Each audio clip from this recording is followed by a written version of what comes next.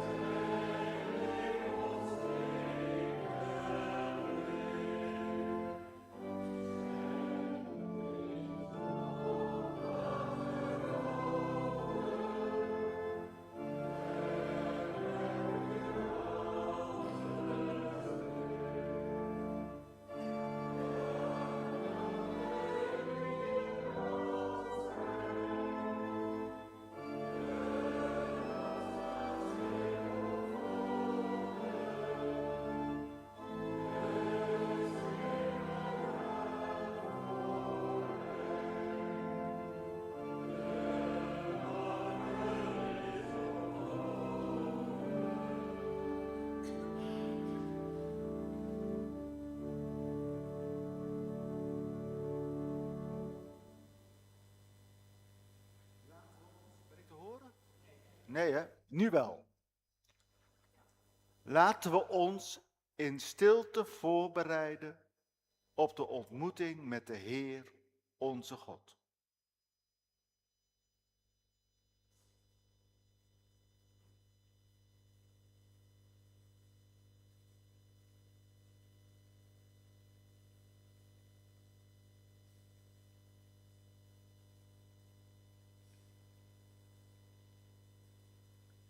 Aan het begin van deze dienst spreken we uit dat onze hulp is in de naam van de Heer die hemel en aarde gemaakt heeft.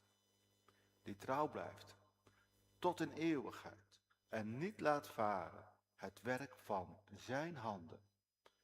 En in zijn naam groet ik u allen. Genade, barmhartigheid en vrede zij u van God de Vader en van Christus Jezus onze Heer. Amen.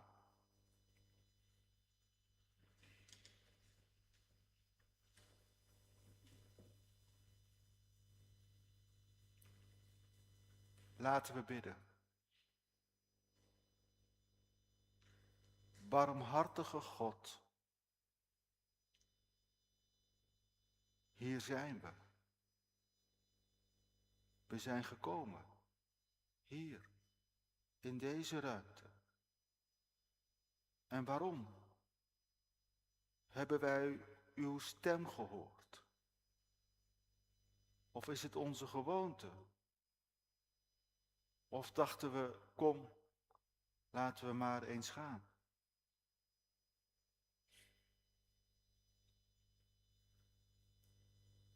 Maar zijn we het wel waard dat we u onder ogen komen?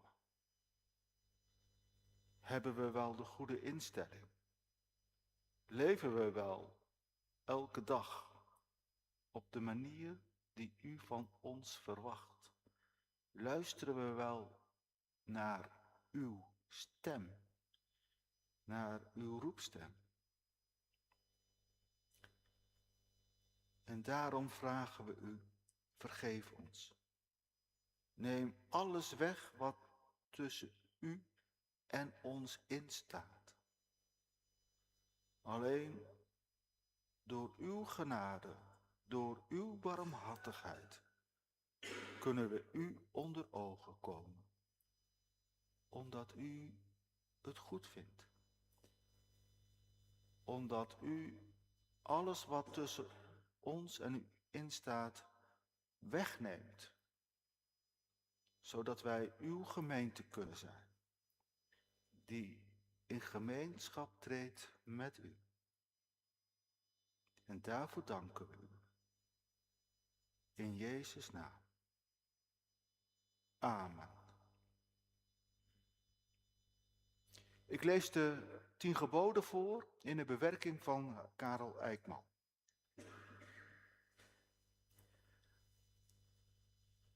Ik ben de Heer, jullie God. Ik heb jullie vrijgemaakt uit een onvrij land.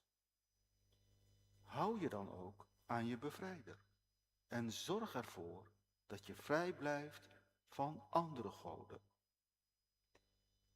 Probeer mij niet uit te tekenen. Dat betekent ook dat je niet mag beweren dat je precies weet hoe God is en hoe hij eruit ziet.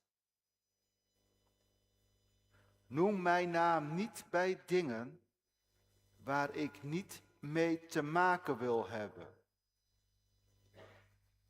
Dat betekent dat je voorzichtig moet zijn met dat woord God. Vier 1 dag in de week als mijn dag. Dat betekent dat het een vrije dag is. Op zo'n dag moet je alle mensen die voor je werken vrijgeven. Hou je vader en moeder in ere.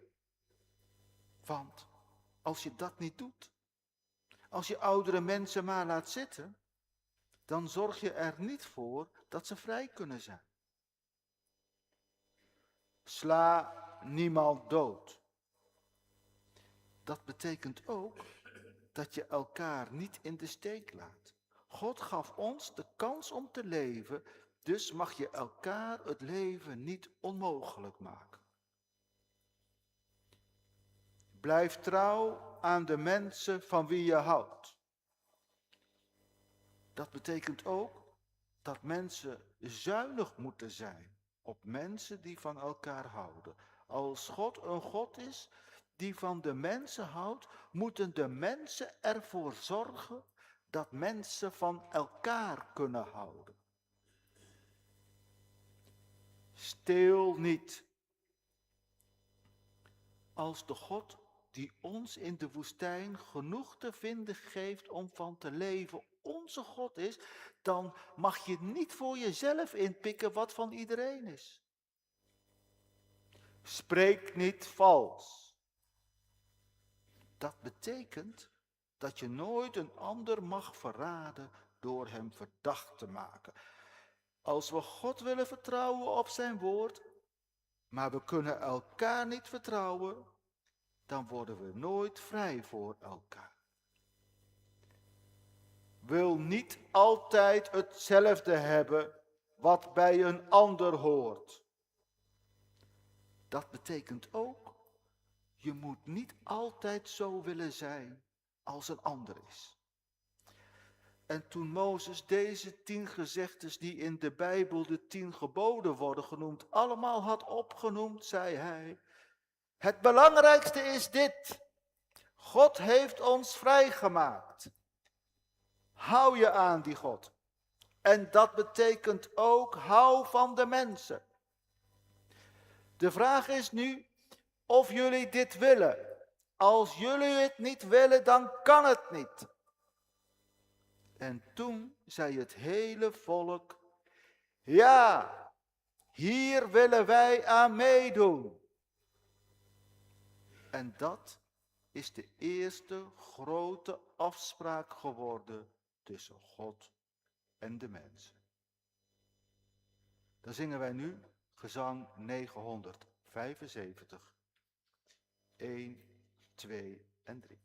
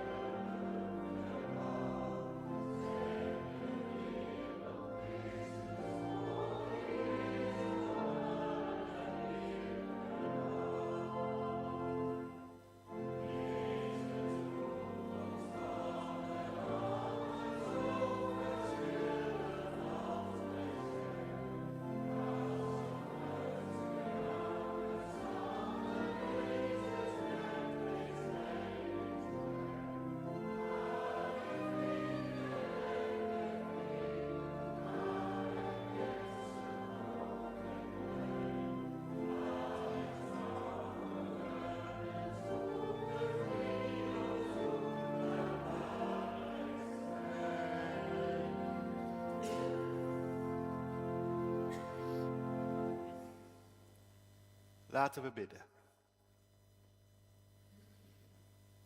Hemelse Vader, wij vragen u om uw geest in ons hart. Want hoe zouden we anders kunnen geloven in u? Wij kunnen het allemaal niet meer beredeneren, wie u bent en waarom u er zo zijn. Alleen uw geest kan ons vertellen dat u er bent, kan het geloof in ons hart leggen, kan onze oren openen voor uw roepstem, dat wij u horen roepen. Uw geest, hebben wij nodig. In dit uur en in de rest van ons leven. Zend uw geest onder ons, opdat wij u toebehoren voor eeuwig en altijd. In Jezus' naam. Amen.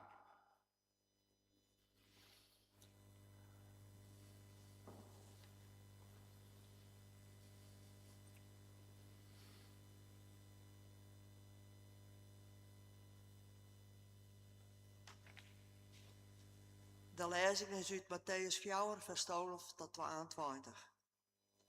Toen Jezus hoorde dat Johannes gevangen genomen was, week hij uit naar Galilea. Hij keerde niet terug naar Nazareth, maar ging in Capernaum wonen, aan het meer, in het gebied van Zebulon en Naphtali. Zo moest in vervulling gaan wat gezegd is door de profeet Jesaja. Land van Zebulon en Naphtali, gebied aan het meer en aan de overkant van de Jordaan. Galilea van de heidenen, luister. Het volk dat in duisternis leefde, zag een schitterend licht.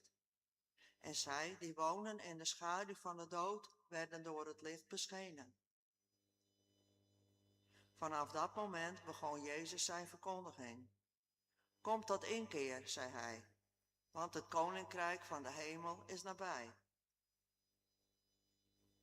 Toen hij langs het meer liep, zag hij 2 broers. Simon, die Petrus genoemd wordt, en zijn broer Andreas. Ze wierpen hun net uit in het meer, het waren vissers. Hij zei tegen hen, kom, volg mij. Ik zal van jullie vissers van mensen maken. Ze lieten meteen hun netten achter en volgden hem. Even verderop zag hij 2 andere broers, Jacobus, de zoon van Zebedeus, en zijn broer Johannes. Ze waren met hun vader in hun boot bezig met het herstellen van de netten. Hij riep hen en meteen lieten ze de boot en hun vader Zebedeus achter en volgden hem. We zongen nou lied 431, vers 1, 2 en 3.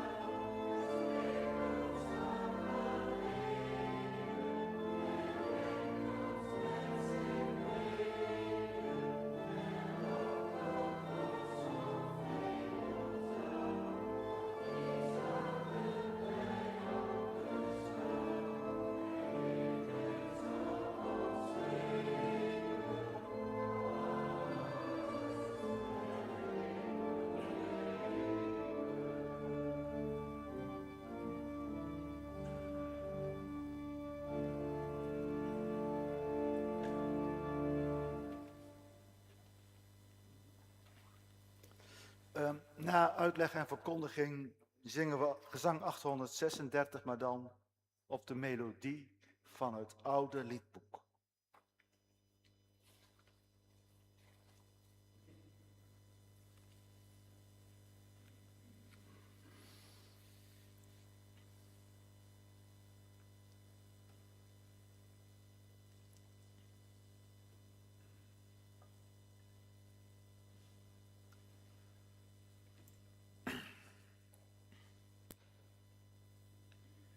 Gemeente van onze Heer Jezus Christus. Een stem klinkt langs de oever van de zee. Er staat zee in Matthäus. De vertalers die dachten, dat is geen zee, dat is een meer daar in Galilea. Dus we verbeteren dat. Maar ik denk dat er bewust zee staat. Een stem klinkt langs de oever van de zee. En die stem die zegt, volg mij. En vissers die daar op de oever aan het werk zijn, die laten hun werk uit hun handen vallen en volgen deze stem die hen een nieuw leven belooft.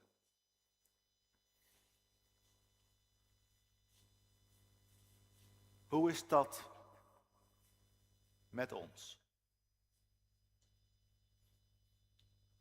Er is niet één stem. Er zijn duizenden stemmen, miljoenen stemmen. Via de media wordt een enorme vloed aan stemmen over ons uitgestort. We hebben het wel eens over nepnieuws. Er worden berichten gefabriceerd die op niets zijn gebaseerd, maar die ons wel willen beïnvloeden, die verkiezingen willen beïnvloeden. En die juist massaal gedeeld worden op sociale media. En als we door die sociale media heen scrollen, dan bereikt een stortvloed aan berichten ons.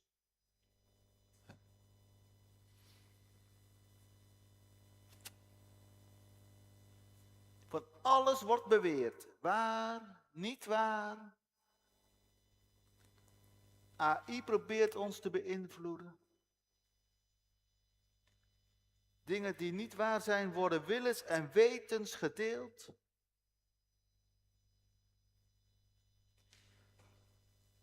Maar is er wel zoveel nieuws aan de hand?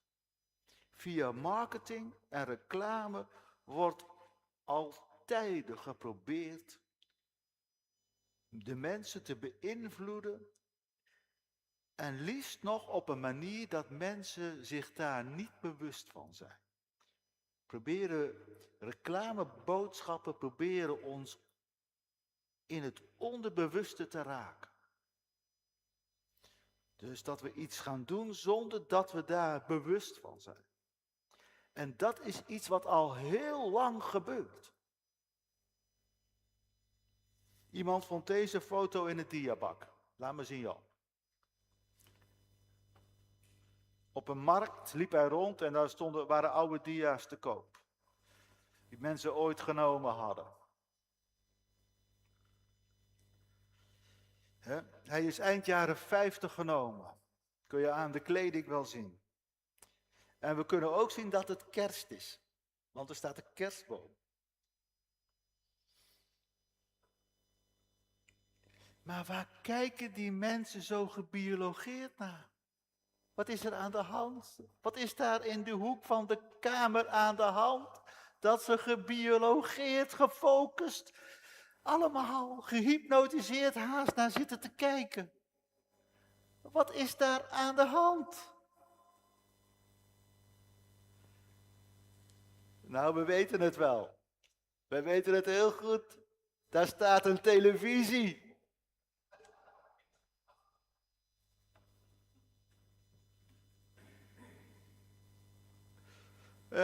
Dat heb ik ook gedaan, een groot deel van mijn leven. En wie heeft dat niet gedaan? Wie heeft dat niet gedaan? Avond aan avond aan de televisie gekluisterd.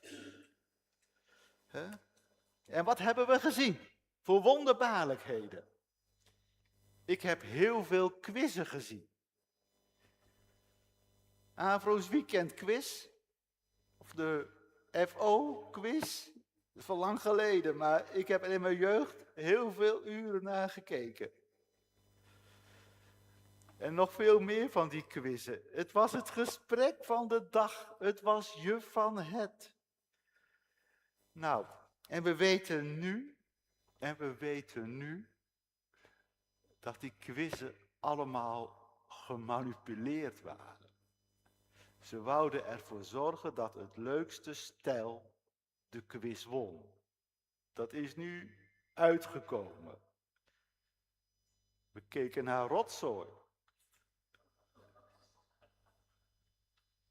Misschien wat scherp gezegd, maar zo denk ik er wel aan. Ik heb een groot deel van mijn leven met rotzooi doorgebracht.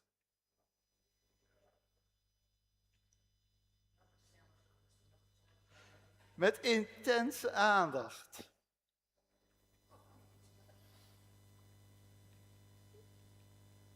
En de producten die in de reclamebokken verkocht werden, die getoond werden, die verkochten beter. En zo is het nog steeds. Zo is het nog steeds. Wat op televisie, op internet gebeurt. Het is wat ons bezighoudt. Dat is wat telt en dat is wat belangrijk is.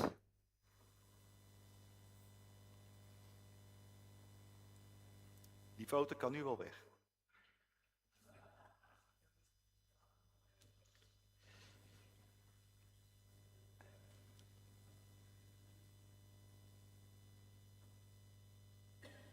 Er klinkt een stem op de oever van de zee. Kom, volg mij. Ik zal van jullie vissers van mensen maken. Jezus roept zijn volgelingen en ze verlaten hun dagelijks leven en ze gaan achter Jezus aan. Deze roep die raakt hen in het binnenste. Hun leven verandert. Zij zullen van alles meemaken en horen en ze zullen het evangelie gaan verkondigen dat hier in zijn eerste vorm al klinkt. Kom tot inkeer, zei Jezus, want het koninkrijk van de hemel is nabij. Bereikt dat woord ons nog?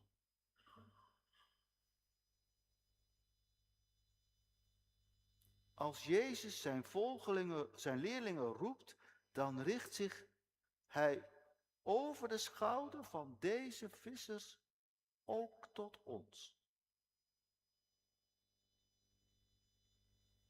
Horen wij het? Horen wij die stem van Jezus in ons hart? Nou, we zitten hier. Dus we horen het wel. Het komt in onze oren. Maar we horen en zien nog zoveel meer. Een stortvloed van beelden en berichten bereikt ons wel. En wat we uit de media vernemen, is dat meer waard dan wat wij in het dagelijks leven horen en zien. Omdat zoveel meer mensen het horen. En het door beïnvloed horen. En dan horen wij daarbij. Bij die groep. Bij de massa. Vallen we niet uit de toon. Wat de massa doet, dat is hip. En dan moet je het dus ook doen. Hip en hype. Die woorden die lijken op elkaar, vind ik. Hip en hype. En ze zijn los van elkaar ontstaan. Maar de hype werkt wel via massapsychologie.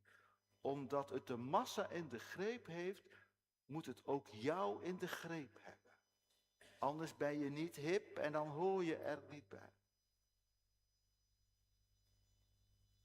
En dan de stem van Jezus. We horen het wel. Maar het lijkt ondergesneeuwd te worden in die totale stortvloed. Als het met ons als kerkgangers lijkt te gebeuren, hoe dan? Buiten de kerk. De kerk moet meer van zich laten horen. Ook de media opzoeken. En zich daar laten zien.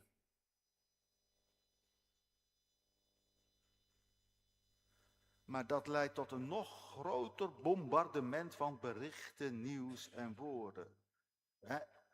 En wat de kerk ook doet, het blijft maar één van de vele stemmen en beelden die op de mensen afstormen. En helpt het? De Passion was 3 jaar geleden, bijna 3 jaar geleden in Harlingen. Weten we dat nog? Weten we dat nog? Het is al helemaal naar de achtergrond verschoven. Want er is zoveel ander nieuws overheen gewalst. Dat wat er toen gebeurde, dat wordt al minder en minder belangrijk. Want er is zoveel mediageweld. Kan het evangelie ooit nog de massa bereiken? Het lijkt er niet op. Het lijkt er niet op.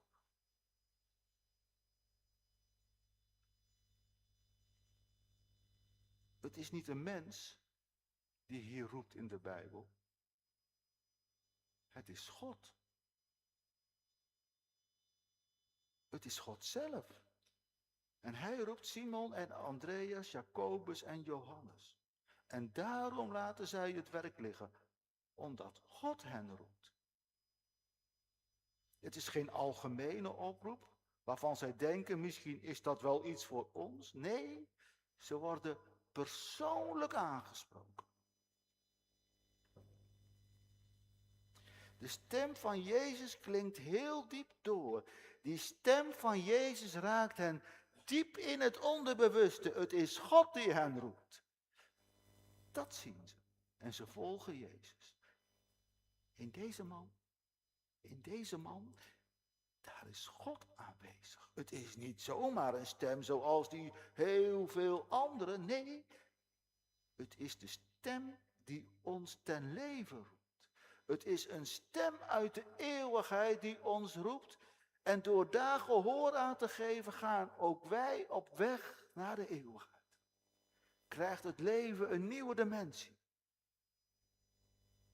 Dat brengt al die andere stemmen tot zwijgen, omdat het die ene is die roept. En ze gaan op weg een onbekende toekomst tegemoet met Jezus. Weer klinkt het evangelie ook zo in ons. Horen we God daar nog in roepen? Is het deze stem die al die andere stemmen tot zwijgen brengt? Raakt het ons diep? Het evangelie staat in een boek. Het boek is 2000 jaar oud. Het boek is weer barstig. Het is ingewikkeld. Het is moeilijk. Het is niet zomaar te begrijpen. Het is niet hapklaar.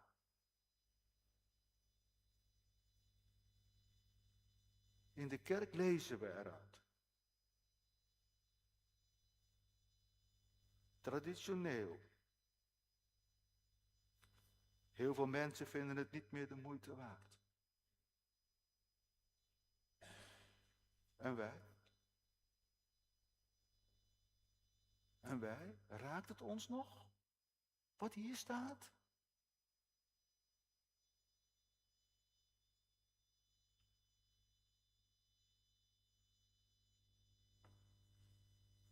Het boek draait om Jezus.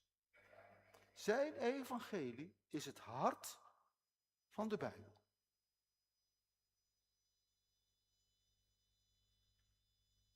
En het evangelie wil ook het hart zijn van ons leven.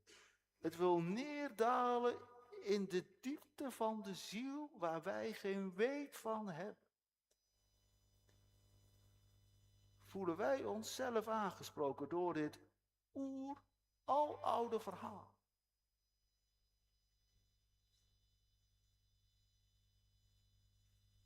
Horen we die stem nog? Hier in de kerk. Als we geroepen worden om taken te vervullen in de kerk, horen we dan die stem daarin doorklinken?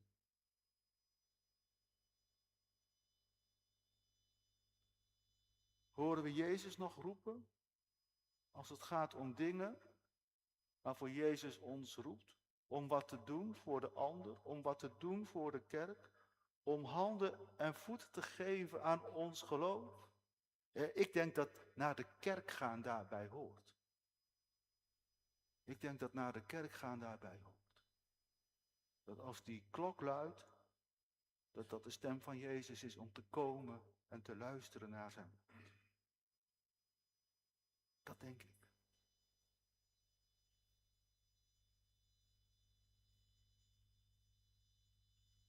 Gewoon hier zijn en luisteren naar wat het evangelie ons te zeggen heeft. Jacobus en Johannes, Simon en Andreas, ze laten hun drukke werk uit handen vallen en ze gaan achter Jezus aan om vissers van mensen te worden. Later zijn deze 4 apostelen. En apostelen zijn de basis van de kerk geworden. Doordat zij het evangelie leefden en verkondigden. Het is de basis van de kerk. En de kerk, het is een gestalte van het evangelie. Drager van de traditie waarmee het evangelie door de eeuwen gaat. Dat is de kerk als instituut, als gemeenschap. De kerk is dat.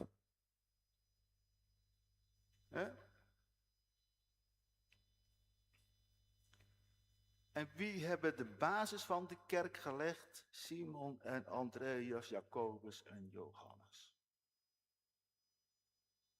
Want zij hoorden een stem aan de oever van de zee. Kom, volg mij, ik ga jullie vissers van mensen maken. Zij hebben die stem gehoord en legden de basis van de kerk. En bouwen wij daaraan verder. Bouwen wij daaraan verder. Worden ook wij vissers van mensen, door de kerk gestalte te geven, door daar hard aan mee te werken, geroepen door Jezus zijn, om het evangelie. Amen.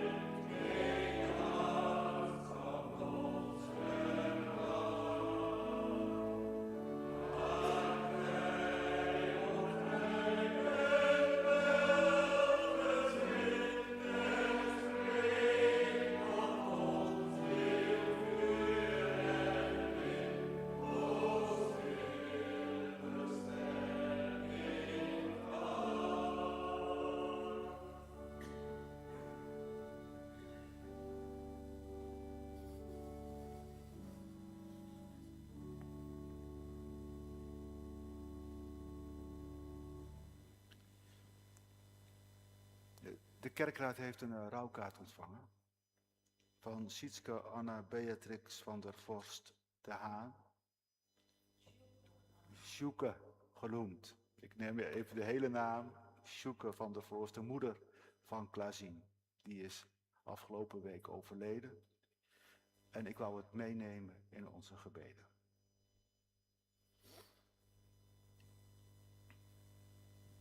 Laten we bidden.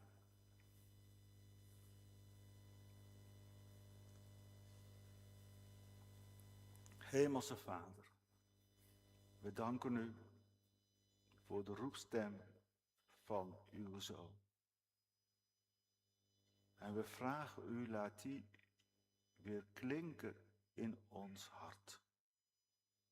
Dat wij uw Zoon horen.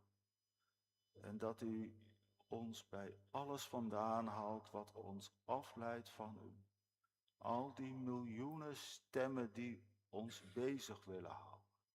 Zodat we ons op u kunnen richten. Dat we de rust vinden en de stilte om achter uw stem aan te gaan. In ons hart, in onze gedachten, in alles van ons wezen. Dat wij weten dat wij bij hem horen, bij uw Zoon, die ons het eeuwig leven wil geven. Geef dat wij ons inzetten voor die boodschap, voor de kerk die van die boodschap leeft. Uw kerk die door uw roepstem er gekomen is. En die vaak gedwaald heeft en altijd weer dwaalt. Maar ook altijd weer de gestalte blijft van die roepstem. Die Simon en Andreas, Johannes en Jacobus hebben gehoord. Daar aan de zee. Geef dat wij daarna verder bouwen. Aan uw kerk. Dat wij hier zijn. Om te luisteren naar wat u ons te zeggen hebt. Week na week. Dat wij aan uw kerk bouwen. Dat wij haar niet laten vallen. Maar doorgaan. Wij bidden voor uw kerk. Help haar in deze woelige tijden. Waarin niets meer zeker is. Waar het ook niet meer duidelijk is hoe het over 10 jaar gaat. Door alle technologische veranderingen en andere veranderingen. Niets is meer zeker. We kunnen niks zeggen over de toekomst. Wat nu groot is, kan dan klein zijn en verdwenen. En wat nu niets is, kan dan groot zijn. We kunnen er niks meer van zeggen. Het is allemaal in uw hand. En help ons daarbij. In dat besef te leven. Dat alles in uw hand is. Ook ons leven. En we bidden daarbij voor de mensen die iemand hebben verloren. En we noemen daarbij de familie van Sjoeke van der Vorst de Haan.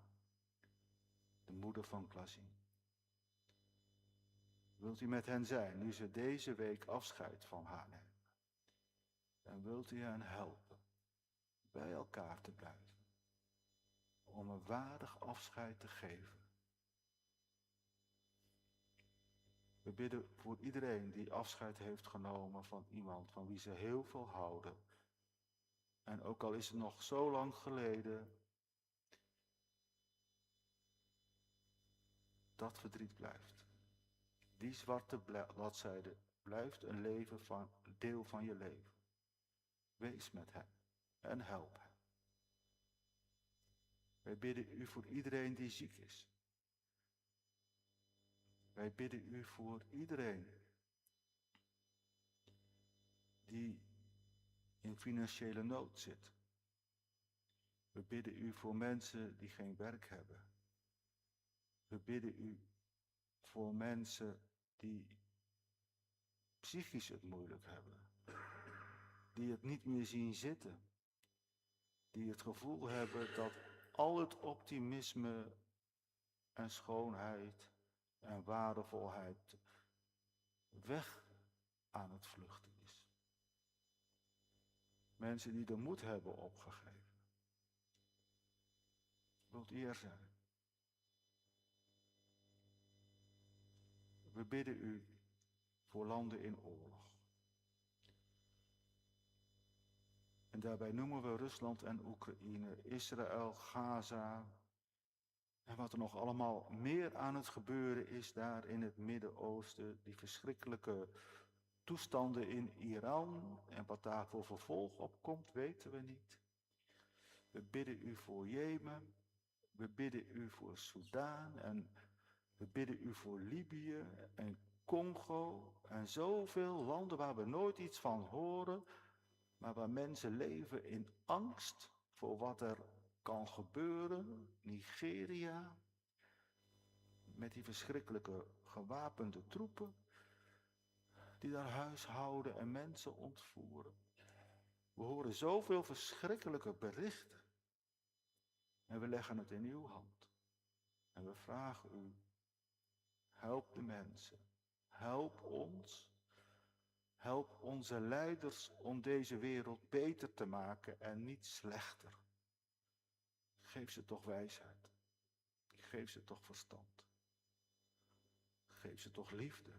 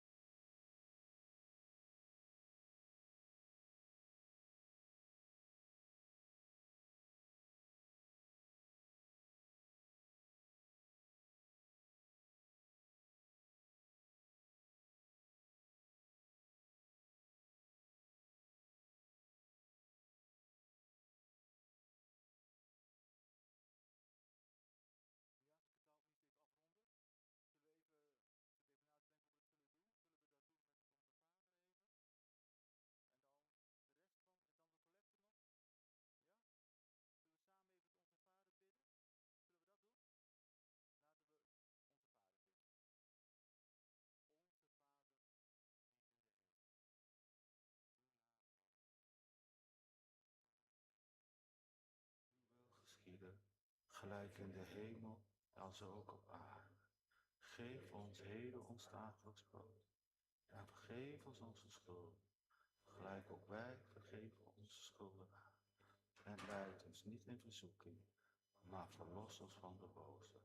Want van u is het koninkrijk en de kracht en de heerlijkheid tot in eeuwigheid. Amen. We zullen nu de collecte doen en dan zingen we daarna gezang 413 in het Fries. 1, 2 en 3. En dan de zegen.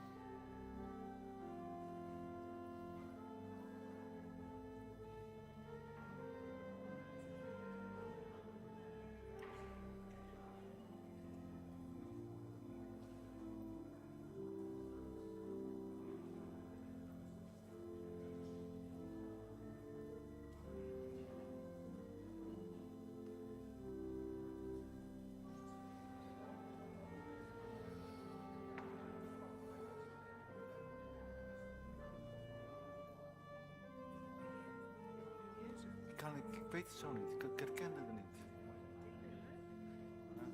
Ik dacht ook toen ik of 10 het was. Ja.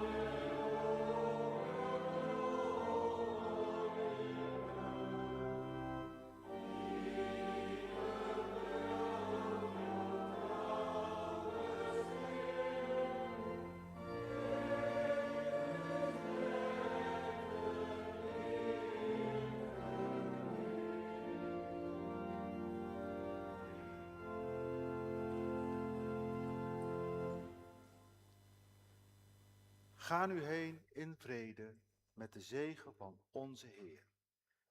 De Heer zegent u en behoedt u. De Heer doet zijn aanschijn over u lichten en is u genadig. De Heer verheft zijn aangezicht over u en geeft u vrede.